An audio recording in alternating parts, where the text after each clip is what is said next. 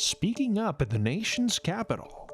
Really show the Supreme Court the extent to which they are concerned about the decision. Our DC Bureau is live with a preview of the Women's March.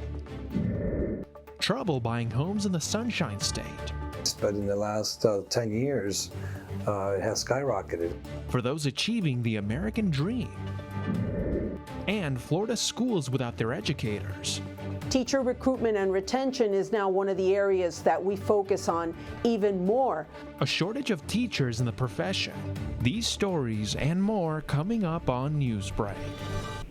Good morning, South Florida. I'm Julian Davis. I'm Aisha Ambrister. Today is Tuesday, March 26, 2024. Live from the Lee Kaplan School of Journalism and Media in North Miami, this is Caplin News. Supreme message: women unite at the nation's capital to speak up. The Supreme Court will begin their oral arguments today for the Alliance for Hippocratic Medicine versus FDA case. Caplin News reporter Sophia Bolivar reports live from our DC Bureau with more details on what led up to the Women's March protest this Tuesday morning. Good morning. It is very lively here in front of the Supreme Court this morning, and thousands of people are expected to show up throughout the day. Those prominently in attendance right now are here for the ban against MIF. Almost 2 years after the overturn of Roe v. Wade in June 2022, the Supreme Court will begin to hear oral arguments for a case that can dramatically regulate one of the most common forms of abortion in the country. According to the Guttmacher Institute, mifepristone is used for more than half of abortions in the United States and is approved and used in around 100 other countries. This has erupted concern for the future of reproductive rights in the pro-choice community, prompting the Women's March to take action. We're going to be there to make sure that folks have an opportunity to really show the Supreme Court the extent to which they are concerned about the decision around mifepristone, really to hold the court accountable. All of our mobilizations are different, and so we don't just go out and march for, the generalities. We go out and march for specific things. So there's always demands associated with each march that we do. The plaintiff in the case is the Alliance for Hippocratic Medicine, a group formed in 2022 in Amarillo, Texas. The nonprofit group initially argued that the FDA should not have approved mifepristone back in the year 2000. Now they have shifted their arguments, stating that the FDA should not have made the pill easier to access. Abortion bans don't stop abortions, and we've known that, for a really long time, but we also have evidence of that through 2022 as bans popped up in states across the country, and it hasn't stopped. The members of the Women's March are not the only group to express concern over the matter. Christian F. Nunes, the president of the National Organization for Women, described the potential ban of mifepristone to be an absolute assault on our rights, bodily autonomy, and even modern health care. The decision for the case is expected to be announced in June 2024. So mifepristone will still be available throughout the case, but according to the executive director of the Women's March, it will be available through mail despite the Supreme Court's decision. Reporting for Caplin News from Washington, D.C., I'm Sofia Bolivar. Breaking news this morning coming from Baltimore. The Francis Scott Key Bridge collapses after being struck by a large ship. The lights flickered on the Singaporean flagged container ship Dali, originally headed for Sri Lanka, until it changed course shortly before crashing into one of the bridge's pillars. A large section of the bridge crumbled upon impact. At this hour, crews are searching for at least 7 passengers still in the water. This is a unthinkable tragedy. We have to first and foremost pray for all of those who are impacted, those families. Pray for our first responders and thank them, all of them working together, city, state, local, to make sure that we are working through this tragedy. 2 people have been rescued so far at the ship management company. Confirmed that no crew members were injured. Maryland Transportation Authority announced that all traffic is being detoured. This morning, the investigation to Sean Diddy Combs intensifies after Homeland Security raids his mansion. Heavily armed police and federal agents raided music mogul Diddy Combs' Los Angeles and Miami mansions yesterday. The famous celebrity is currently involved in an ongoing sex trafficking investigation. Homeland Security is looking for Diddy's ties to the case. The state is scaling back as commercial flights between Haiti and Miami resume this morning. New flights from Haiti made their way to Miami, operated by Sunrise Airways. Before the island's ongoing violence forced the cancellation of domestic and international air travel, Sunrise Airways operated daily domestic flights throughout the country. Now the airline has confirmed that on Mondays, Wednesdays, and Fridays, it will cover the commercial route. Meanwhile, Florida Emergency Management Director says that planes coming from Haiti will start getting smaller. So I think you're going to see us bring our aircraft size down from the 30-passenger or 20-passenger plane, probably closer to the 10 or 12-passenger plane, so that we're sending full flights. We're being cognizant of taxpayer dollars, but at the same time, it's going to be more complicated as we move forward. This connection still requires those in Port-au-Prince to fly by helicopter to Cap-Haïtien or travel by road, which can be dangerous. Trips. Despite no passenger injuries, 2 crew members were treated for minor smoke inhalation. Refunds and future cruise credits have been offered to affected travelers. Governor Ron DeSantis has signed a bill into law banning social media accounts for kids under the age of 14, giving parents greater control. The law was signed in Jacksonville yesterday. It permits 15 and 16-year-olds to have accounts with parental consent, aiming to enhance child protection. DeSantis emphasized how this measure will safeguard children and bolster online safety. Now, with things like social media and all this, you can have a kid in the house, safe seemingly, and then you have predators that can get right in there into your own home. You could be doing everything right, but they know how to get and manipulate these different platforms. Set to take effect on January 1st, the bill is expected to face legal challenges from the tech industry. A New York appeals court has given former President Trump 10 more days to post his bond to satisfy the civil fraud judgment. The amount necessary to post bond was lowered to $175 million from roughly $500 million. Legal observers say it's a major lifeline for Trump. He and his adult sons and his company were fined more than $464 million after a judge ruled they fraudulently inflated the value of his assets. A housing squeeze for some adults this morning. As Caplin's Gracia Pacheco reports, rising salaries for millennials are not keeping up with current home prices. The millennials are the most affected generation by the harsh reality of the housing crisis in Florida. Some are not being able to pay a full rent, while others struggle with saving up for a down payment. Let's dive deeper into this issue and discover the potential solutions to the struggle of affordable housing in the Sunshine State. Meet Giselle Pacheco, a 38-year-old millennial, mom of 3 kids, and happily married. This working family dreamed to settle down in their own home, facing unexpected challenges amid the housing crisis. Probably we start planning to get a home the last 3 years. At the beginning was a little bit harder to have enough saving because when you have to buy your place, even when you save money to get the down payment, the closing costs used to be very high too.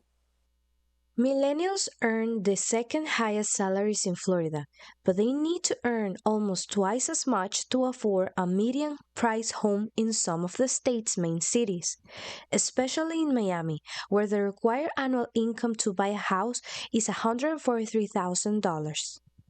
We spoke with Rene Garcia, former state senator and Miami-Dade County Commissioner, who provided insights about housing affordability and his view on this issue. Miami used to be a place that was relatively affordable compared to other metropolitan cities here in the United States, but in the last 10 years, it has skyrocketed, and there could be so many different reasons for it.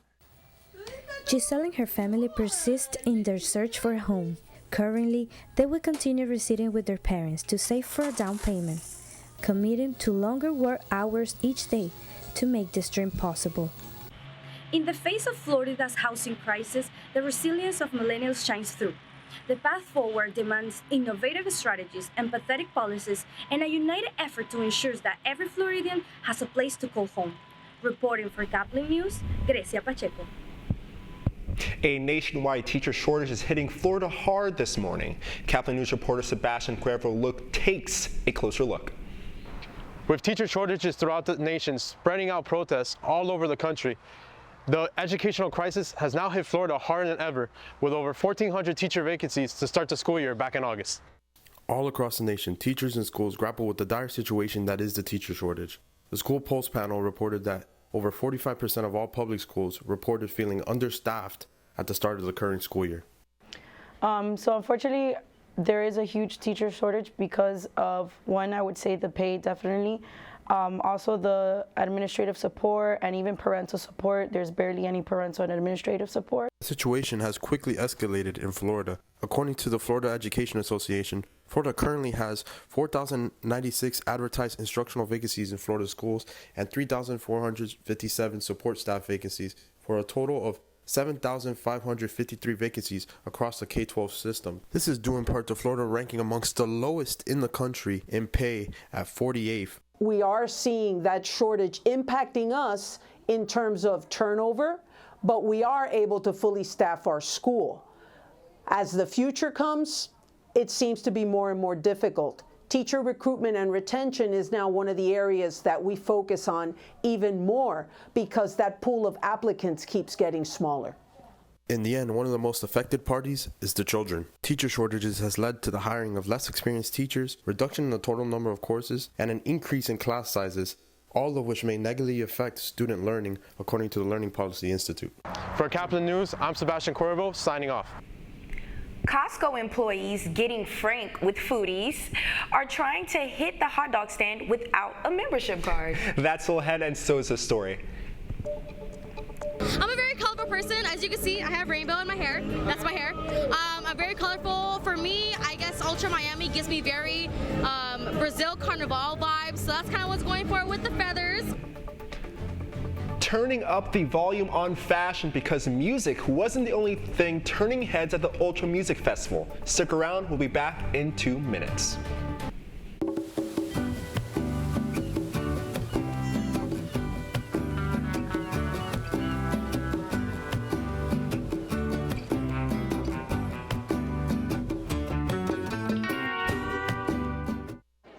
The black truck? Hey, Christina from accounting. Yeah, hi. Hey, I used to date a girl named Christina. Oh, really? Yeah, and then she dumped me for my best friend. You want to see some photos of them that I took? I don't. I thought we talked about this, buddy. Buzz and overshared again? Yeah. Yeah. I'm gonna call a car. That's a smart idea. So yeah, I know, that's why I did it. Hey, you're gonna get back to the top of the mountain. Does that mean I'm gonna get back with Christina? No. Oh. No.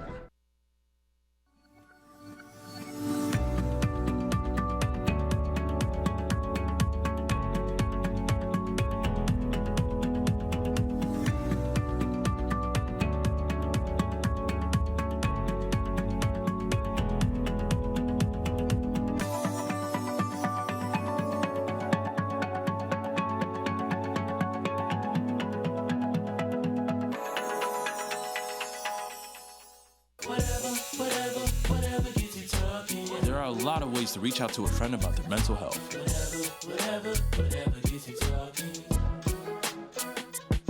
Learn how you can help at seizetheawkward.org. Bill is a family man. He invests his money wisely and provides a good life for his children. Just one problem. He often opens emails from senders he doesn't know, and his computer is not password protected. One day, Bill checked his bank account and 94% of malware attacks originate from emails. Don't be like Bill. Take your cybersecurity seriously.